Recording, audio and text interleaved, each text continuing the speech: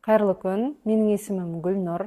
Бүгін мен сіздерге КМФ достар несиесі туралы ақпарат беретін боламын. КМФ достар несиесі бұл топтық несие. Бұл өнімді кәсіпкерлер және өзін-өз жұмыспен қамтыған азаматтар, фермерлер ала алады. Топтық несиенің ерекшелігі мүлікті кепілсіз, яғни топтың мүшелері бір-біріне кепіл болу арқылы тиімді несие ала алады. КМФ достар дегеніміз не? Бұл 2 адамнан 10 адамға дейін топқа берілетін несие, кепілсіз беріледі. Ыңғайлы сома және мерзім топ мүшелерінің бір-біріне кепіл бола алуы.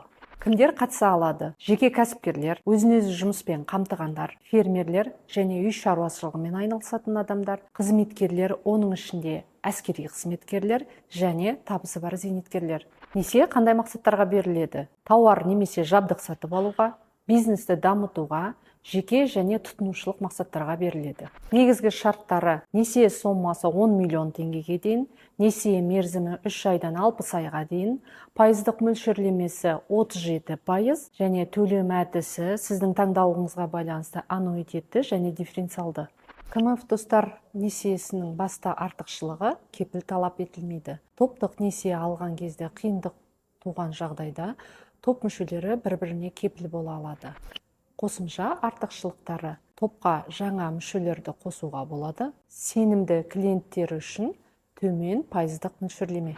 Егер бизнесіңізді дамытқыңыз келсе, немесе тауар, техника, жабдық сатып алуыңыз қажет болмаса жеке мақсаттарыңызға қаржы қажет болған жағдайда, КМФ достар сіз үшін тамаша шешім. Толық ақпаратты КМФ-тің кеңселерінде және біздің ресми сайтта біле аласыз. Назарларыңызға рахмет.